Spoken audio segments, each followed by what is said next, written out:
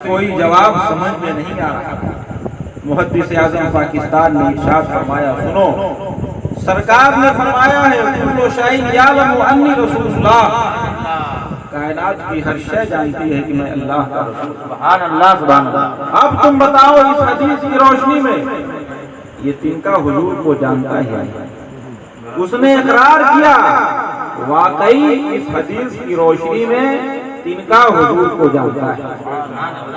اب محدث اعظم پاکستان نے استدلال کرتے ہوئے ارشاد فرمایا، حیرت ہے تمہارے اوپر، یہ تنکا بے جان ہو کر نبی کو جانے، اور نبی جو جانے کائنات، جو جانے ایمان ہے، روح ایمان ہے، وہ اس تنکے کو نہ جانے۔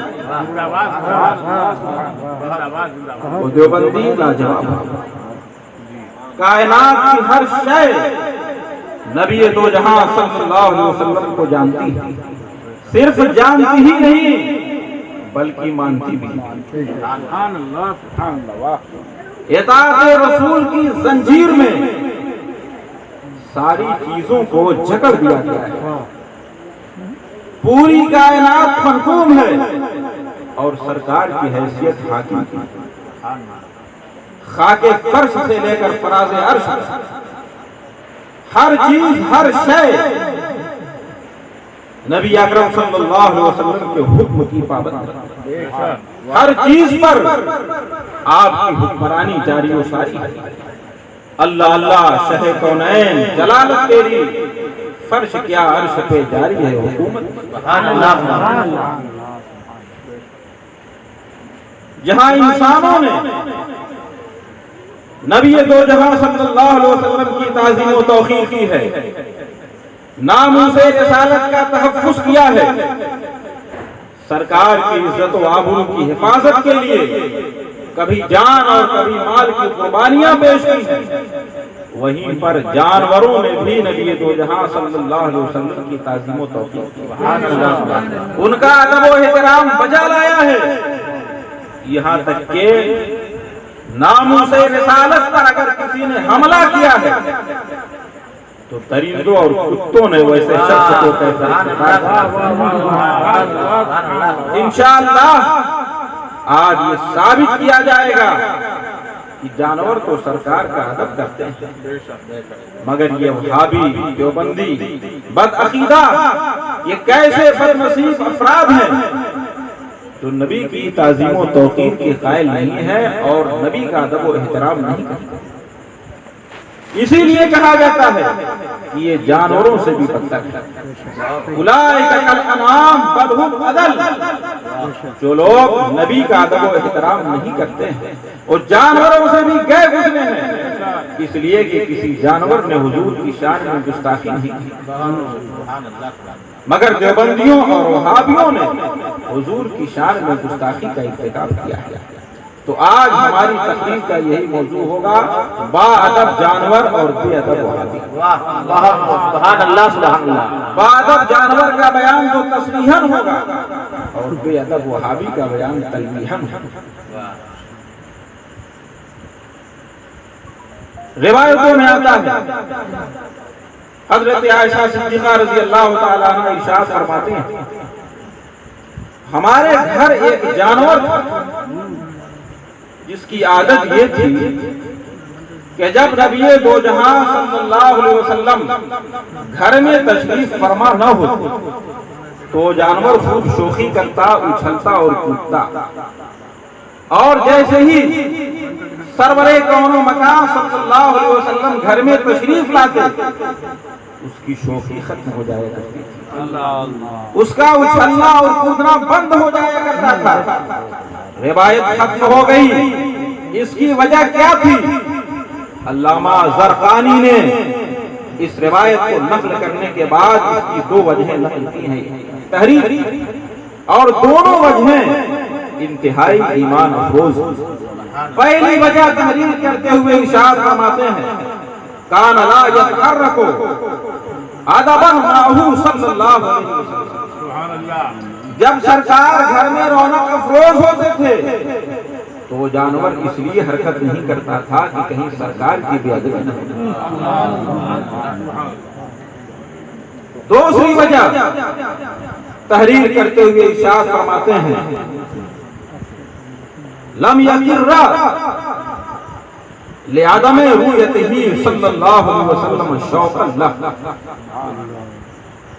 کہ جب سرکار باہر رہتے تھے تو اس وقت یہ جانور بے قرار ہوتا تھا، بے چین ہوتا تھا، صرف اس لیے کہ اسے سرکار کی زیارت نصیب نہیں، اور جیسے ہی سرکار دولت قضا پر تشریف لاتے تو سرکار کو دیکھ کر اسے چین نہیں جاتا، اسے قرار نصیب۔ تو اگر جانور حرکت کر رہا ہے تو وہ بھی نبی کے کہ نبی کا دیدار اسے نصیب نہیں ہو رہا ہے، اس لیے بے چین ہے، بے قرار ہے اور تڑپ رہا ہے۔ اور سرکار کی حاضری میں اگر اس کی شوقی ختم ہو گئی ہے، اس کا اچھلنا کودنا بند ہو گیا ہے، تو یہ بھی سرکار کی تعظیم ہے۔ تو جانور کو تعظیم کرتا ہے، مگر وہابی اور دیوبندی ایسی بدنصیب قوم ہے جن کی قسمت میں سواء علیہم انذرتہم ام لم تنذرہم لا یؤمنون، چاہے آپ نے ڈرائیں چاہے نہ ڈرائیں، ان کی قسمت میں کفر لکھا جا چکا ہے، یہ ایمان لانے والے۔ روایتوں میں آتا ہے کہ نبی دو جہاں صلی اللہ علیہ وسلم انصار کے ایک باغ میں تشریف لے گئے، آپ کی میت و رفاقت میں سیدنا صدیق اکبر رضی اللہ تعالیٰ عنہ ہیں، سیدنا فاروق اعظم رضی اللہ تعالیٰ عنہ ہیں، اور کچھ دیگر انصار صحابہ ہیں۔ جب آقا کائنات صلی اللہ علیہ وسلم اس باغ میں تشریف لے گئے تو وہاں پر چند بکریاں موجود تھیں۔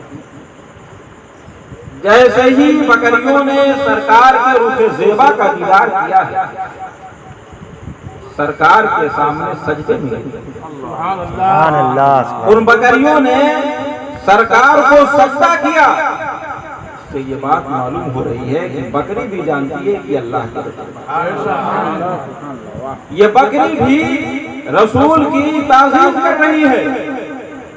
یہ اس بات کا واضح ثبوت ہے کہ جو لوگ نبی کی تعظیم نہیں کرتے وہ بکری سے بھی گئے گئے۔ جب صدیق اکبر نے یہ دیکھا کہ بکریاں حضور کو سجدہ کر رہی ہیں تو عرض کیا یا رسول اللہ نحن احق بالسجود لک، یا رسول اللہ ہم تو زیادہ سجدے کے مستحق ہیں۔ مطلب یہ ہوا کہ جب یہ بے عقل بکریاں آپ کے لیے سجدہ کر رہی ہیں تو ہم تو عقل والے ہیں، ہمیں زیادہ یہ زیب دیتا ہے کہ ہم آپ کے لیے سجدہ تعظیم کریں۔ مگر آقا دو جہاں صلی اللہ علیہ وسلم نے ارشاد فرمایا لا یصلح لبشر ان یسجد لبشر، کسی انسان کے لیے جائز نہیں ہے کہ وہ دوسرے انسان کے لیے سجدہ کرے۔ لو امرت احدا ان یسجد لاحد، اگر میں کسی کو حکم دیتا کہ وہ کسی شخص کے لیے سجدہ کرے، لامرت المرأة ان تسجد لزوجها، تو میں عورت کو حکم دیتا کہ اپنے شوہر کے سامنے۔ اس سے شوہر کا مقام بھی واضح ہوا اور یہ بات بھی معلوم ہوئی کہ سجدہ تعظیمی امت شریعت مصطفیٰ علیہ التحیۃ والثناء میں حرام۔ ما قبل کی شریعتوں میں سجدہ تعظیمی جائز تھا۔ آپ جانتے ہیں آدم علیہ السلام کو فرشتوں نے سجدہ کیا، یوسف علیہ السلام کو ان کے بھائیوں نے سجدہ کیا، تو پہلے کی شریعتوں میں سجدہ تعظیمی جائز تھا، مگر امت محمدیہ کے مقام کو اللہ تبارک و تعالیٰ نے اتنا بلند و بالا فرما دیا ہے کہ اب تعظیماً بھی اس امت کا سر کسی انسان کے سامنے نہ ہو۔ آقا کو سجدہ، یوسف و آدم کو سجدہ ہو، مگر سد ذرائع داب ہے اپنی شریعت کا۔ اسی طرح ایک انصاری صحابی نبی دو جہاں صلی اللہ علیہ وسلم کی خدمت میں حاضر ہوئے، عرض کیا یا رسول اللہ میرا اونٹ سرکش ہو گیا ہے، نافرمان ہو گیا ہے، بات ماننے کے لیے تیار نہیں ہے، کھیت اور باغ کی سیرابی کے لیے آمادہ نہیں۔ نبی دو جہاں صلی اللہ علیہ وسلم انصاری صحابی کے اس باغ کی طرف تشریف لے گئے جہاں پر وہ اونٹ موجود تھا۔ سرکار کے ساتھ کچھ صحابہ بھی تھے۔ سرکار نے ارشاد فرمایا کہ باغ کا دروازہ کھولا جائے۔ انصاری صحابی نے عرض کیا یا رسول اللہ یہ اونٹ بے قابو ہو گیا ہے، پاگل ہو گیا ہے، کہیں آپ کو کوئی تکلیف نہ پہنچا جائے۔ سرکار نے ارشاد فرمایا مجھے اونٹ کی طرف سے کوئی اندیشہ نہیں۔ چنانچہ باغ کا دروازہ کھولا گیا، سرکار باغ میں داخل تھی۔ اس کے بعد کیا ہوا؟ روایت کہہ رہی ہے فلما نظر الی وجہ رسول اللہ صلی اللہ علیہ وسلم خر ساجدا۔ سبحان اللہ سبحان اللہ۔ جیسے ہی اونٹ کی نظر سرکار کے چہرے پر پڑی وہ دوڑتا ہوا آیا اور سرکار کے قدموں میں جھک گیا، سجدہ کیا۔ پھر سرکار نے اس اونٹ کے سر کے اگلے حصے کو پکڑا، اس کے بعد اس کی حالت بالکل تبدیل ہو گئی۔ وہی اونٹ جو سرکشی کا مظاہرہ کر رہا تھا اب وہ ہمیشہ کے لیے تابع فرمان ہو گیا، اپنے مالک کے حکم کے تابع ہو گیا۔ بتانا یہ ہے ایک جانور اونٹ بھی جانتا ہے کہ اللہ کے رسول، اور صرف جانتا نہیں ہے مانتا بھی ہے، ان کی اطاعت بھی کرتا ہے، اس لیے کہ اسے معلوم ہے کہ کائنات کی ہر شے حضور کے تابع فرمان۔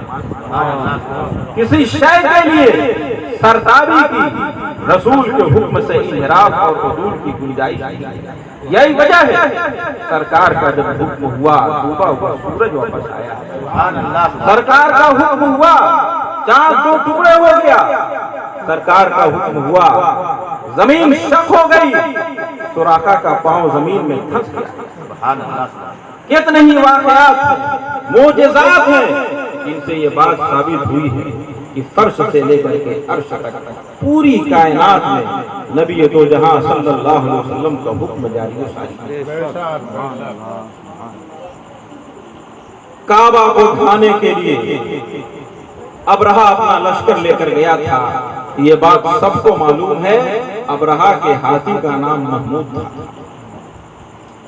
جب وہ ہاتھی حضرت عبد المطلب رضی اللہ تعالی عنہ کے سامنے پہنچا تو روایت یہ بتا رہی ہے کہ وہ ہاتھی سجدے میں گر گیا اور اللہ تبارک و تعالی نے اس ہاتھی کو قوت گویائی عطا فرمائی اور اس ہاتھی نے اپنی زبان قال سے یہ بات کہی السلام علی النور الذی فی ظہرک یا عبد المطلب۔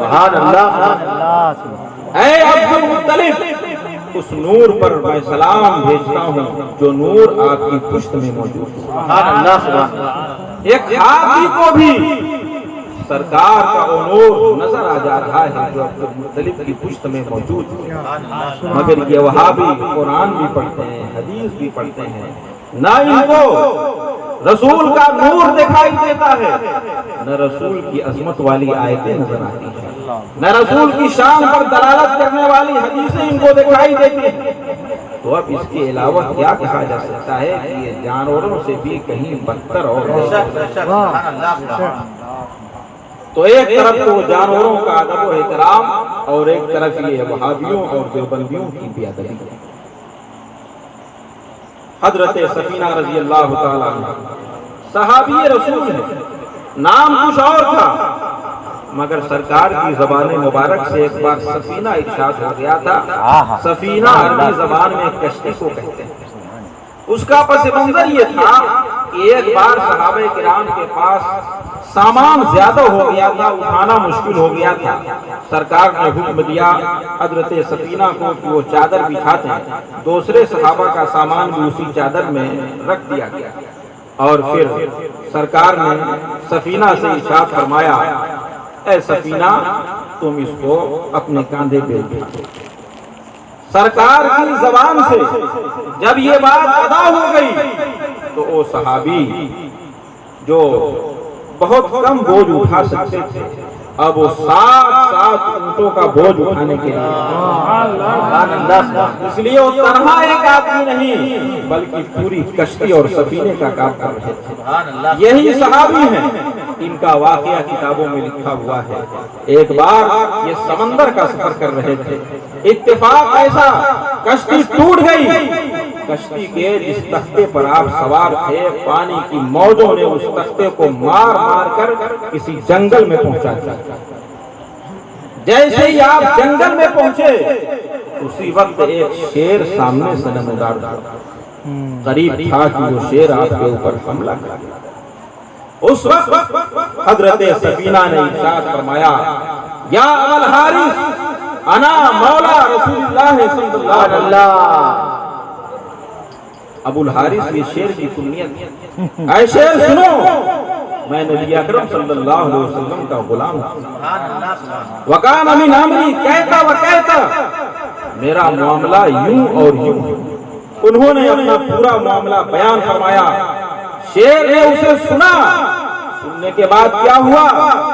فاقبل، وہ قریب آیا، وطأطأ رأسہ، شیر نے اپنے سر کو جھکا دیا اور پھر شیر نے حضرت سفینہ کی رہنمائی کی۔ جس راستے پر ان کو جانا تھا اس راستے پر شیر نے ان کو لگا دیا، اور واپسی کے وقت شیر سے ایسی ادا ظاہر ہوئی کہ حضرت سفینہ کہتے ہیں کہ مجھے یہ محسوس ہوا کہ مجھے رخصت کر رہا ہے، الوداع کر۔ تو یہ شیر تھا۔ جیسے ہی سرکار کا نام اس نے سنا فوراً اسے سمجھ میں آ گیا کہ یہ کن کی بات کر رہے ہیں۔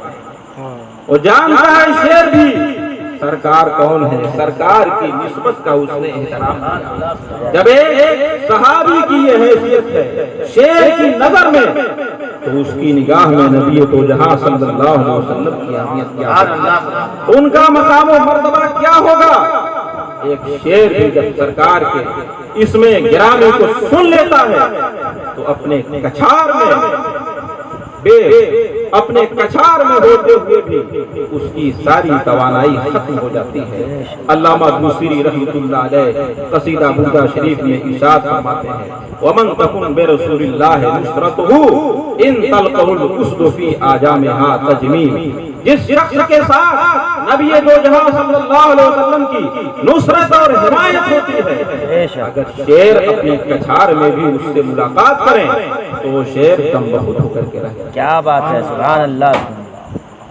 ایک ذمی کافر تھا۔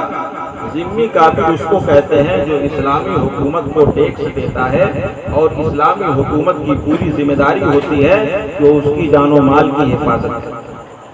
ایک ذمی کافر تھا۔ ایک بار ایک کتے نے اس کا تعاقب کیا، اس کا پیچھا کیا، یہاں تک کہ وہ ذمی کافر ایک دریا میں پانی کے اندر اتر گیا۔ اب وہ کتا وہی دریا کے کنارے کھڑا ہے اور اس انتظار میں ہے کہ کب وہ ذمی کافر باہر نکلے اور میں اسے اپنا لقمہ تر بناؤں۔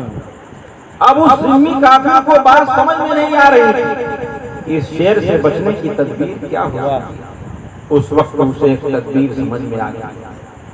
اس ذمی کافر نے کہا کتے سے خطاب کرتے ہوئے، انا فی ذمت رسول اللہ صلی اللہ علیہ وسلم، سبحان اللہ، سبحان اللہ، یا کلبو انا فی ذمت رسول اللہ صلی اللہ علیہ وسلم۔ اے کتے سن لو، میں نبی تو جہاں صلی اللہ علیہ وسلم کے زمانے میں ان کے ذمے میں ہوں۔ جیسے ہی کتے نے یہ بات سنی وجعل الکلب یعدو، اسی وقت وہ کتا دوڑتا ہوا۔ ایک کتا بھی نبی کے نام کی تعظیم و توقیر کر رہا ہے، ادب و احترام کر رہا ہے۔ وہ کتا جانتا ہے کہ نبی کون ہے، کتا بھی جانتا ہے نبی کی حکومت سب پہ جاری و ساری ہے، میں بھی نبی کے حکم کا پابند ہوں۔ مگر یہ کیسے وہابی اور دیوبندی جو نبی اکرم صلی اللہ علیہ وسلم کی شان میں گستاخی کا ارتکاب کیا کرتے ہیں۔ پتا کیا چلا؟ کائنات کی ساری چیزیں جانتی ہیں کہ نبی تو جہاں صلی اللہ علیہ وسلم اللہ کے رسول ہیں۔ وہ ساری چیزیں جانتی بھی ہیں اور مانتی بھی ہیں، سرکار کی اطاعت کرتی ہیں، ان کے حکم کے آگے سر تسلیم کو خم کر دیتی ہیں۔ ایک مرتبہ عتیبہ بن ابو لہب نے نبی تو جہاں صلی اللہ علیہ وسلم کی شان میں گستاخی کی، نازیبا کلمات استعمال کی۔ سرکار دو عالم صلی اللہ علیہ وسلم نے دعائے ضرر فرما دی، اللہم صلی علیہ قلبا من کلابک، اے پروردگار عالم تو اس کے اوپر کسی درندے کو مسلط فرما۔ سرکار کی زبان سے یہ بات نکلی ہوئی تھی، کفار و مشرکین اگرچہ ایمان نہیں لاتے تھے مگر انہیں یہ یقین تھا یہ جو کہہ دیتے ہیں وہ پورا ہو کر کے۔ سرکار کی یہی شان ہے، جو شب کو کہہ دیا دن ہے تو دن نکل آیا، جو دن کو کہہ دیا شب ہے تو رات ہو کے رہی، تمہارے منہ سے نکلی وہ بات ہے۔ اتفاق ایسا، ایک قافلہ تجارت کے لیے جا رہا تھا، ابو لہب کا یہ بیٹا عتیبہ بھی اس میں شامل تھا، مگر ابو لہب نے پورے قافلے والوں کو یہ تاکید کر دی تھی کہیں بھی قیام کرنا عتیبہ کا خیال رکھنا، عتیبہ کا خیال رکھنا، اس لیے کہ ابو لہب کو بھی یہ معلوم تھا کہ جب حضور کی زبان سے یہ بات نکلی ہے تو پوری ہو کر کے۔ قافلے والوں نے بہت خیال کیا، کہیں رات کا وقت ہوا، وہاں پر سونے کی نوبت آئی، مگر وہ علاقہ درندوں کا علاقہ تھا۔ ایک راہب وہاں پر موجود تھا جس نے پہلے ہی سے آگاہ کر دیا تھا یہ علاقہ درندوں اور شیروں کا ہے، ہوشیار رہنا۔ اہل قافلہ نے اپنے سامانوں کو ایک جگہ جمع کیا، پشتہ بنا دیا اور اوپر عتیبہ کو سلا دیا اور نیچے سب سو گئے۔ سارے کفار و مشرکین آس پاس میں سوئے ہوئے ہیں اور ایک اونچا پشتہ بنا کر کے اس کے اوپر عتیبہ کو سلا دیا گیا، اگر کوئی درندہ آتا ہے تو ہمیں کھائے گا، عتیبہ کا کیا مطلب۔ چنانچہ رات کا سناٹا ہوا، ایک شیر جنگل سے نکل کر وہاں پر آیا، اس نے باری باری سارے قافلہ والوں کو سونگا۔ وہ شیر کیا چیز سونگ رہا تھا؟ وہ یہی سونگ رہا تھا کہ دیکھیں گستاخی رسالت کی بدبو کس کے منہ سے آئی۔ ایک ایک آدمی کے منہ کو سونگا، وہ کافر ضرور تھے، مشرک ضرور تھے، مگر گستاخی رسول کی بدبو کسی کے منہ سے نہیں آئی۔ چنانچہ اب شیر نے اوپر چھلانگ لگائی، اس پشتے کے اوپر چڑھ گیا جس پر عتیبہ کو سلایا گیا۔ عتیبہ کے منہ کو جب اس نے سونگا تو اس نے فوراً یہ معلوم کر لیا یہی وہ شخص ہے جس نے سرکار کی شان میں نازیبا کلمات پڑھی۔ اسی وقت چیر پھاڑ کر کے عتیبہ کو برابر کر دیا۔ پتا کیا چلا؟ ناموس رسالت کا تحفظ ایک شیر بھی کرتا ہے۔ ہم تو انسان ہیں، اشرف المخلوقات، ہم کو تو یہ زیادہ حق بنتا ہے کہ ناموس رسالت کے تحفظ کے لیے جان و مال کی قربانیاں ہم پیش کریں۔ ایک شیر بھی گستاخ رسول کو تلاش کر کے اسے کیفر کردار تک پہنچا رہا ہے۔ کئی باتیں معلوم ہو رہی ہیں، ایک تو یہ کہ سرکار کا ادب و احترام اس کے اندر، ایک یہ کہ گستاخی رسول کو وہ معلوم کر لے رہا ہے، اور پھر ناموس رسالت کے تحفظ کے لیے اس گستاخ کو کیفر کردار تک بھی پہنچا رہا ہے۔ اس میں تمام انسانوں کے لیے، اشرف المخلوقات کے لیے درس ہے۔ اگر وہ شیر ہو کر ایسا کر رہا ہے تو ہم بدرجہ اولا اس کے لائق ہیں کہ اپنی جان کو اور اپنے مال کو نبی تو جہاں صلی اللہ علیہ وسلم کی عزت و آبرو کے تحفظ کے لیے وقف اور قربان کریں۔ ٹھیک اسی طرح ایک بنگولی شہزادے نے عیسائیت کو قبول کر لیا۔ عیسائی بہت خوش ہوئے، ایک جشن کا اہتمام کیا، ہزاروں ہزار عیسائی سامعین وہاں پر حاضر تھے۔ مسرت اور شادمانی کا عجیب عالم. ایک عیسائی راہب تقریر کر رہا تھا اور سرکار کی شان میں گستاخیاں کر رہا تھا. اسی مقام پر ایک کتا بندھا ہوا تھا. رسیوں سے ایک کتا بندھا ہوا موجود تھا اور کتا خود عیسائی تھا. جب کتے نے یہ دیکھا کہ وہ عیسائی پادری سرکار کی شان میں توہین کر رہا ہے, ان کے بارے میں نازیبہ کلمات استعمال کر رہا ہے, تو اس کتے سے رہا نہیں. فوراً رسی کو اس نے توڑا لیا اور اس عیسائی پادری پر اس نے حملہ کیا. بہت مشکل سے اس کتے کو قابو میں کیا گیا. اب جب کسی نے اس عیسائی پادری سے کہا کہ دیکھو یہ اس کا انجام ہے جو تم سرکار کی شان میں نازیبہ کلمات استعمال کر رہے تھے, تو اس عیسائی پادری نے کہا نہیں سنو, اصل بات یہ ہے وہ کتا انتہائی باغیرت ہے. جب میں نے تقریر کے دوران اپنے ہاتھ کو ہلایا ہے تو کتے نے یہ سمجھا کہ شاید میں اسے مارنے کے لیے اشارہ کر رہا ہوں, تو کتے نے غیرت میں آ کر کے مجھ پر حملہ کر دیا. پھر کتے کو باندھ دیا گیا. دوبارہ اس کی تقریر شروع ہوئی اور اس نے پھر نازیبہ کلمات سرکار کی شان میں استعمال کیے. پھر لوگوں نے دیکھا وہی کتا جسے باندھ دیا گیا وہاں سے چھلانگ لگائی, رسیاں ٹوٹ گئی, عیسائی پادری کے پاس پہنچا اور دیکھتے ہی دیکھتے اس کا کام تمام ہوا. اسے کیفر کردار تک پہنچا دیا. اب عیسائی راہب کی تڑپتی ہوئی لاش لوگوں کے سامنے موجود تھی اور لوگوں کو یہ یقین ہو گیا کہ اسلامی سچا اور پکا مذہب. چنانچہ